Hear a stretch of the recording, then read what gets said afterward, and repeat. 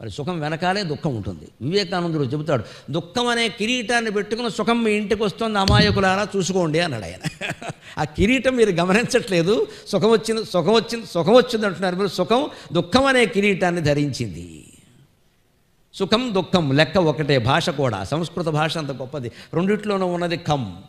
ఖం అంటే ఆకాశం, శూన్యం. అక్కడ ఏమీ లేదు, ఒక పరిణామం జరిగింది అంతే. నువ్వు సూ చేరిస్తే సుఖం, దుహు చేరిస్తే దుఃఖం. ఏం చేర్చుకుంటావో నీ ఇష్టం. ఇప్పుడు అవమాన సన్మానాలను సమానంగా తీసుకోవడం, సుఖదుఖాలను సమానంగా తీసుకోవడం, జయాపజయాలను సమానంగా తీసుకోవడం వాస్తవంగా సాధ్యమా కాదా? ఆ పరిణామం జరిగినప్పుడు అంత పొంగిపోయేవే. నిజంగా అంత పరిణామానికి మనకు అర్హతుందో లేదో జరిగింది కదా. అంచేత ఇది అంతే, మనకు అర్హతుందో లేదో, మనం చేసామో లేదో జరుగుతుంది. కొన్ని ఏమీ చేయకుండానే వస్తాయి. మన పాత్ర అంతా మనం చేయవలసిందంతా నిర్ణయించుకోవడం ఎంత అయిపోయింది అక్కడ, దాన్ని వదిలేసేయి. అందుకే చెబుతున్నాడు ఇక్కడ, సుఖమైనా దుఃఖమైనా నువ్వు చేసుకున్నదేనయ్యా. అందుకని రెండింటినీ వదిలేయాలంటే ఏం చేయాలయ్యా? ద్వైతమూలమహో దుఃఖం, రెండు ఉన్నాయి అనుకోవడం వల్ల దుఃఖం వచ్చింది. ఇప్పుడు ఆలోచన చేయండి. ఈ మధ్య ఓ చర్చ జరుగుతోంది, జగత్తత్వం ఏమిటి, జగద్గురువు ఎవరు అని. జగద్గురువు అంటే జగత్తత్వాన్ని తెలిసినవాడుగా నేను ఈ మాట చెప్పి తీరాలి. జగద్గురువు అంటే జగత్తత్వాన్ని తెలిసినవాడు. జగత్తత్వం ఏమిటో తెలుసా? జగత్ అన్న మాటలో ఉంది, ఎక్కడికి వెళ్ళక్కల్లా. జా అంటే జాయతే, గా అంటే గచ్చతి. పుడుతోంది పోతోంది, అది జగత్తు. జగత్తు పుడుతోంది పోతోంది అనే తత్వం తెలిసినవాడు జగద్గురువు. కానీ జగత్తు శాశ్వతం అని చెప్పేవాడు జగద్గురువు కాలేడు. అనుమానమే లేదు. అనేక రకాల దుఃఖాలు మనని పట్టి పీడుస్తున్నాయి ఈవేళ. ఇవేమీ కొత్తవి కావు. రామాయణ కాలంలో దుఃఖం లేదా? భారతంలో దుఃఖాలు లేవా? కృతయుగంలో దుఃఖాలు లేవా? ఎవరు దుఃఖపడని మనిషి ఎవడండి? ఎవరున్నారు? దశరథ మహారాజు ఎన్ని కలలు కన్నాడు సంతానం కోసం. ఇన్ని కలలు కన్న సంతానం ఆయనకి దక్కిందా? కానక కన్న సంతానము కానక కన్నట్లయ్యే అని అయ్యల రాజు రామభద్రుడు పద్యం రాస్తాడు రామాయణంలో. అంటే కానక కన్న సంతానము కానక కన్నట్లయ్యే అంటే, కానక అంటే ఒక అర్థం, అనుకోకుండా అలా వేచి చూసి కన్న సంతానం. రెండోది కానక అంటే అడవుల కోసం కన్నట్టుగా అయింది. కాన అంటే అడవి అని అయ్యలరాజు రామభద్రుడు గొప్ప ప్రయోగం చేస్తాడు. కానక కన్న సంతానం కాన కోసమే కన్నట్టయిందయ్యా, నా రాముడు అడవికి వెళ్ళిపోయాడు. ఆయన ఆశలు అడియాశలయ్యే భగవంతుడికి తండ్రి. పోనీ భగవంతుడికి కుమారులు లవకుశులు, వాళ్ళేమన్నా సుఖపడ్డారమ్మా? మీకేం తెలుసు? రఘువంశం చదివితే తెలుస్తుంది కథ అంతా. కుశుడిని రాజు చేయగానే లవుణ్ణి యువరాజుని చేసి సీతాదేవి ముందే వెళ్ళిపోయింది, రామచంద్రమూర్తి తర్వాత వెళ్ళిపోయాడు. కుశుడు రాజు అయిన తర్వాత దుర్జయుడు అనే రాక్షసుడితో పోరాడి యుద్ధంలో చనిపోయాడు. సీతాదేవి రామచంద్రమూర్తి కొడుకు. ఏదో కొద్ది కాలం పరిపాలన చేశాడు, వెళ్ళిపోయాడు. ఆయన ఏమో శాశ్వతంగా. భగవంతుడు తండ్రికి నిరాశ తప్పలేదు, భగవంతుడు కొడుకులకి నిరాశ తప్పలేదు. పోనీ భగవంతుడైన రామచంద్రమూర్తి ఏమైనా సుఖాలు పడ్డాడా? పట్టాభిషేకం పొద్దున్న అనుకుంటే సాయంత్రానికి అడవులకు పంపేశారు. ఆ అడవుల్లోనైనా పోనీ ఏదో భార్య దగ్గర ఉంది కదా, ఏదో ప్రణయ గీతాలు పాడుకుంటూ గోదావరి నదిని చూసుకుంటూ గడుపుతామంటే రావణాసురుడు ఒకటి తయారయ్యాడు అక్కడ. అక్కడి నుంచి 6 నెలల పాటు ఆవిడ కనపడలేదు, ఉందో తెలియదు, పోయిందో తెలియదు, ఏమైందో తెలియదు. అనేక రకాల అనుమానాలు, భయాలు, బాధలతో రామచంద్రమూర్తి ఎంత సంక్షోభం పడి ఉంటాడు ఖచ్చితంగా. గోదావరి తీరానికి, గోదావరి నీళ్లకి, మన గోదావరి తీరంలో ఉండే చెట్లకి కూడా రామచంద్రమూర్తిని ఓదార్చిన అదృష్టం కలిగిందండి.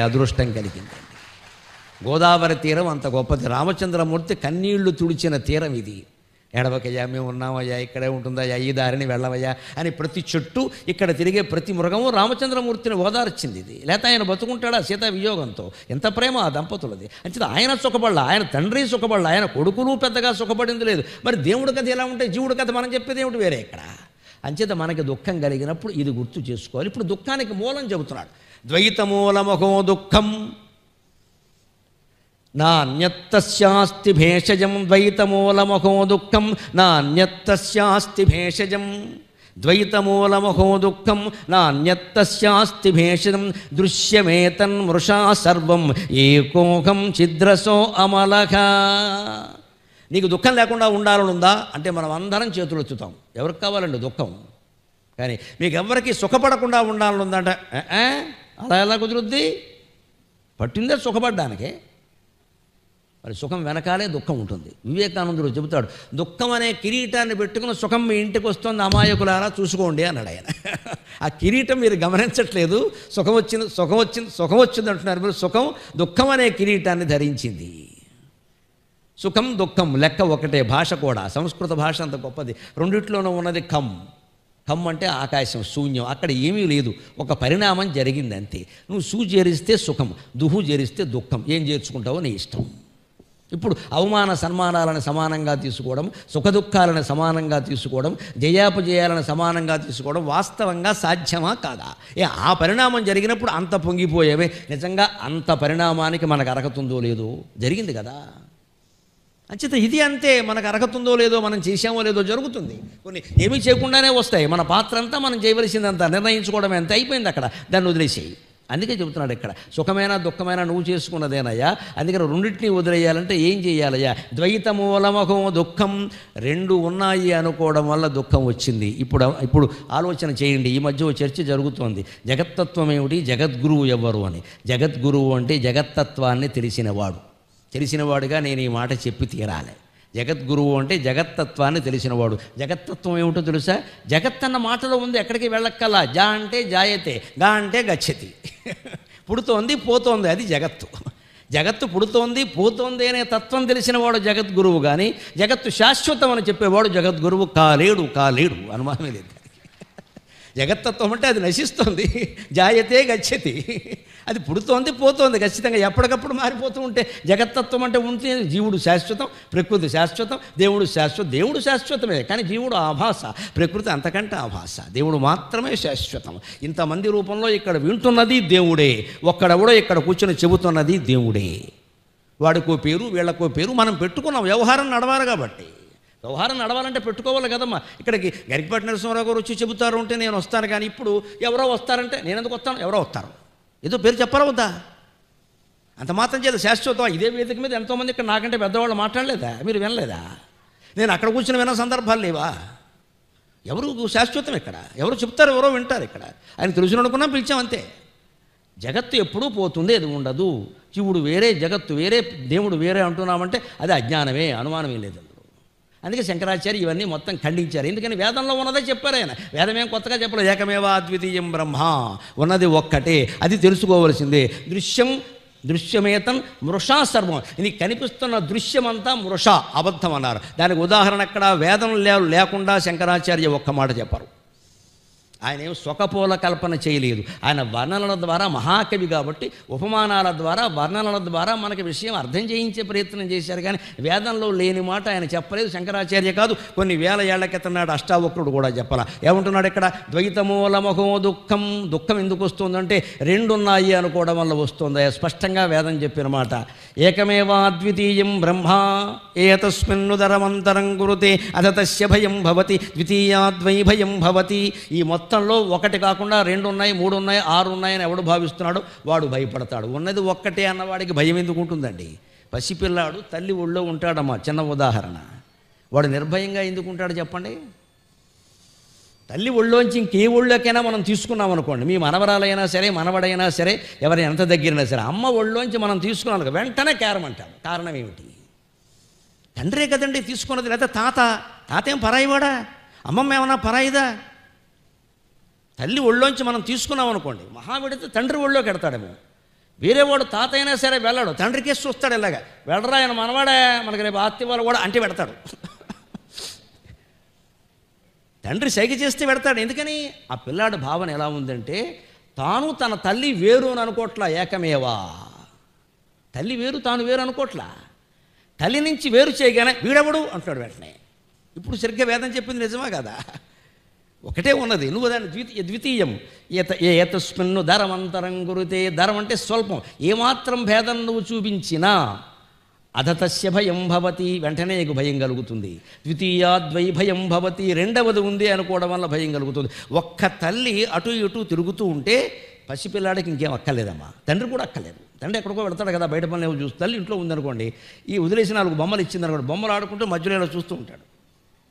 సరిగ్గా బొమ్మలు ఆడుకుంటూ తల్లి కేసు చూడడం ఎటువంటిదో తెలుసా? మన జీవితాన్ని గడిపేస్తూ ఒక దెబ్బ తగలగానే అమ్మవారి కేసు చూస్తామే, అది ఇది ఒకటేనండి, అది ఇది ఒకటే. అంతవరకు మన ఆట మనం వాడేస్తాం, సాగుతుంది కదా మన ఆట మనం వాడేస్తాం. ఒక దెబ్బ తగలగా అమ్మా అంట, ఇప్పుడు గుర్తొచ్చానా సన్నాసి అంటుంది ఆవిడ. సరిగ్గా బొమ్మలతో ఆడుకునే కుర్రాడు మధ్యలో ఒకసారి అమ్మకేసి చూస్తాడు. అమ్మ అక్కడ ఉంటే వాడికి ధైర్యం. ఒకవేళ అమ్మ అక్కడ లేదనుకోండి, వెంటనే అరుస్తాడు. ఇక్కడ ఎందుకని? తల్లిని తనని వేరుగా చూడడం లేదు, ఒకటే పదార్థం అనుకుంటున్నాడు. తండ్రి దగ్గరికి కూడా తల్లి వెళ్ళమంటేనే పెడతాడు. లేదు తల్లి తండ్రి తాను ఒకటే అనుకున్నవాడు పరాయి వాళ్ళు ఎవరైనా తాత అయినా మా అమ్మ అయినా అమ్మమ్మ అయినా బంధువులైనా ఎవరైనా ఎన్ని లాలించినా ఎన్ని బుజ్జగించినా వెళ్ళడు, వీళ్ళు వెళ్ళమంటేనే వెళ్తాడు. ఎందుకని వాడు తల్లి ఒళ్ళో నిర్భయంగా ఎలా ఉంటున్నాడండి? ఆ తల్లి కూడా బలహీనరాలు కావచ్చు కదా, ఆవిడకి ఏదైనా అనారోగ్యాలు ఉండొచ్చు కదా, ఇంటికి ఎవరైనా దొంగలు వస్తే ఆవిడేం చేయలేకపోవచ్చు కదా. ఇవన్నీ పిల్లాడికి అనవసరం. వాడి మనసులో ఉండే భావన ఏమిటంటే మా అమ్మ నేను ఒకటే, ఏకమేవా అద్వితీయం బ్రహ్మ, బ్రహ్మ కాదు మా అమ్మ ఒకటే. ఆ ఒక్కటే అన్న భావన భయం లేకుండా చేసిందే లేదా? మనం ఒక్కళ్ళం కాదు వేరే ఉన్నాం, వేరే ఎవరో ఉన్నారు అనగానే భయం వేసిందా లేదా? అంతేకాదు పెద్దవాళ్ళది కూడా ఒక ఉదాహరణ చెబుతా. ఆడవాళ్లలో ఒక్కోసారి కొంతమందికి ఒక్కొక్కళ్ళకి ఒంటరిగా ఉండాలంటే చాలా భయంగా, మగాళ్ళు కూడా ఉన్నారులేండి తేడా అనుకోకల్లా, కానీ ఆడవాళ్ళలో సహజంగా ఉంటుంది. భర్త ఉంటే హాయిగా పనులన్నీ చేసుకుంటూ ఉంటారు. ఈయన వెళ్ళిపోయాడు, ఓ రోజు లేడు, 2 రోజులు లేడు అనగానే ఒక్కరు ఉండాల్సి వచ్చింది అనుకోండి, భయంగా ఉంటుంది. అప్పుడు విచిత్రమైన ఆలోచన ఏమిటో తెలుసా? బంధువుల్లో కానీ పక్కింట్లో కానీ మనవడు వయస్సు వాడు వచ్చి 4 ఏళ్ల వాడు వచ్చి అక్కడ పడుకుంటే ఈ ఇల్లాలు నిశ్చింతగా నిద్రపోతుందండి. ఇంతకంటే చెలోక్తి ఏదైనా ఉందా జీవితంలో? పక్కింటి కుర్రాడు 4 ఏళ్లవాడో 5 ఏళ్లవాడో వచ్చి ఇంట్లో మా అమ్మగారు మీకు తోడుగా నేను నువ్వు ఉన్నావు రా నాకు నిజంగా నాన్న దా అని వాడిని పక్కలో పడుకోబెట్టుకుని నిశ్చింతగా పడుకుంటుంది. నిజంగా ఈ 40 ఏళ్ల ఇల్లాలకి 4 ఏళ్ల కుర్రాడు ఎవడైనా వస్తే సాయం చేయగలడా? వీడిని ఆవిడ్ని కలిపి కొట్టేడు వాడు? అనుమానం ఏదైనా ఉందే? అక్కడేం భావిస్తోందంటే ఎవడు నాకు ఒక తోడు ఉన్నాడు, వీడు నావాడే, వాడు మనవడు కావచ్చు కాకపోవచ్చు, ఏకమేవా అద్వితీయం బ్రహ్మ, ఉన్నది నావాడే, నా మనిషి నా పక్కనే ఒకడున్నాడు అంతే, పర్వాలా. భర్త ఉన్నా కొడుకున్నా ఆయన బదులు ఈయనున్నాడు, ఏ పిల్లాడైతే ఏమి పర్వాలేదు అనుకోవడం లేదండి. ఇది భావనాత్మకమా కాదా? అంచేతనే చెబుతున్నాడు అష్టావక్రుడు ఖచ్చితంగా. ద్వైతమూలమహో దుఃఖం, నీకు దుఃఖం ఎందుకు కలుగుతుంది అంటే ఆ దుఃఖం నీకు కలిగిందని నువ్వు నీ శరీరం అని అనుకుంటున్నావు. అనారోగ్యం అయితే శరీరానికి కలిగింది, మానసికమైన బెంగ అయితే మనస్సు కలిగింది. మనస్సు నువ్వు కాదు, శరీరము నువ్వు కాదు. దేహోనాకమకం దేహి దేహ సాక్షీతి నిశ్చయాత్ జన్మ మృత్యు ప్రహీణోసౌ ఇది వేదాంత నిండిమక. నేను దేహాన్ని కాదు, నేను దేహిని అని తెలుసుకోగలిగితే జన్మ మృత్యువు ఈ వేటికి భయపడే పని ఉండదు. ఎన్నాళ్ళు బతకమన్నా బతుకుతాం, ఈవేళ వెళ్ళిపోయినా సుఖంగా వెళ్ళిపోతాం.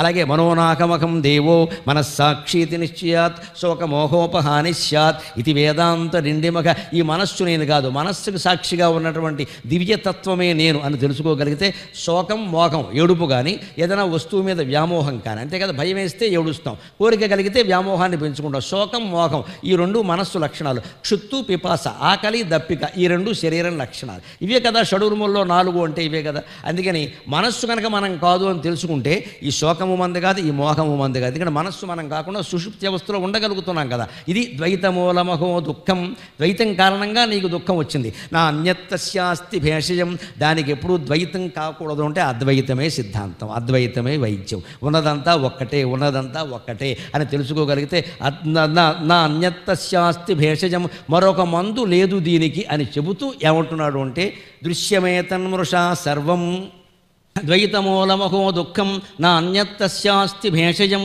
దుఃఖం అనేది ద్వైతం కారణంగా 2 ఉన్నాయి అనుకోవడం వల్లే జరుగుతుంది. దీనికి వేరే మందు లేదు. ఏమిటంటే దృశ్యమేతన్మృషా సర్వం, ఈ కనపడుతున్నదంతా మిథ్యే అని తెలుసుకోగలగాలి. ఎలా తెలుసుకుంటామయ్యా కనపడుతున్నదంతా మిథ్య అంటే? ఏ వాతావరణం మీరు చూసినా నిన్న ఉన్నట్టుగా ఈవేళ ఉండదు. మొక్క నిన్నటి కంటే భిన్నంగా ఉంది, మనిషి నిన్నటి కంటే భిన్నంగా ఉన్నాడు. ఎప్పుడూ మారిపోతున్నది, ఎప్పుడూ అశాశ్వతం కింద లెక్క, అది శాశ్వతం కాదు. అందుకని దృశ్యమేతన్మృషా సర్వం. ఇందాక మన శరీరం చెప్పుకున్నట్టే, బాల్యంలో వేరు, కౌమారంలో వేరు, యవ్వనంలో వేరు, వార్ధక్యంలో వేరు. సృష్టి అంతా శరీరాలే కదా. ఒక మొక్క కూడా విత్తనం దశలో ఒకలా ఉంటుంది, మొక్క దశలో ఒకలా ఉంటుంది. కొమ్మలు అవుతాయి, రెమ్మలు అవుతాయి, మళ్ళీ కాయలు అవుతాయి, పళ్ళు అవుతాయి, మళ్ళీ పండు కుళ్ళిపోయి కింద పడిపోతుంది. ఎక్కడికక్కడ మారిపోతుంది. సృష్టి అంతా ఏముంది? నదులు ఉన్నాయి, సూర్యుడు ఉన్నాడు, చంద్రుడు ఉన్నాడు. సూర్యుడు వేడిమి, వేసవకాలం ఒకలాగా ఉంది, వర్షకాలం ఒకలాగా ఉంది. మన నేల మీద పడే విధానం, మేఘాలు ఎప్పటికప్పుడు ఆకారం మారిపోయాయి, ప్రకృతి ఎప్పటికప్పుడు ఆకారం మారిపోయింది. అంచేది ఈ ప్రకృతి అంతా కలిపితే మిథ్యా. ఇది వేద సిద్ధాంతం, ఇది శంకరాచార్య సిద్ధాంతం. దృశ్యమేతన్మృషా సర్వం, నీకు కనపడుతున్నదంతా మృషా అంటే అబద్ధము. నీకు కనపడుతున్నంతసేపు ఉంటుంది కలలాగే, తర్వాత ఇది ఉండదు. ఇది తెలుసుకోగలిగితే దృశ్యమేతన్మృషా సర్వం ఏకోహం చిద్రసో అమలక ఏకహ అహం, నేను ఒక్కడిని. చిద్రసహ చైతన్య రసం అంటే లోపల ఆత్మ అనేది ఉంది, అది రసస్వరూపం అన్నారు. రసో వై సహ అంటారు. దాన్ని లలితా సహస్రంలో రంజనీ రమణి రస్య రణత్కింకిణి మేఖల అన్నారు, రస్య అన్నారు. ఆ రసస్వరూపంగా ఉండాలంటే ఒక పదార్థాన్ని ఆస్వాదించినప్పుడు మనం ఎలాగ లొట్టలు వేస్తూ అందులోనే లీనమైపోతామో, ఆత్మధ్యానంలో కూడా అలాగే లొట్టలు వేస్తూ లీనమైపోవాలి. అలా ఉంటే ఏకోకం చిద్రసో అమలక, నేను ఏకహ, నేను ఒకనే. చిద్రసహ చైతన్య రసానికి సంబంధించిన వాడిని, అమలక నిర్మలమైన వ్యక్తిని అని గ్రహించగలిగితే దుఃఖం లేకుండా ఉంటాం.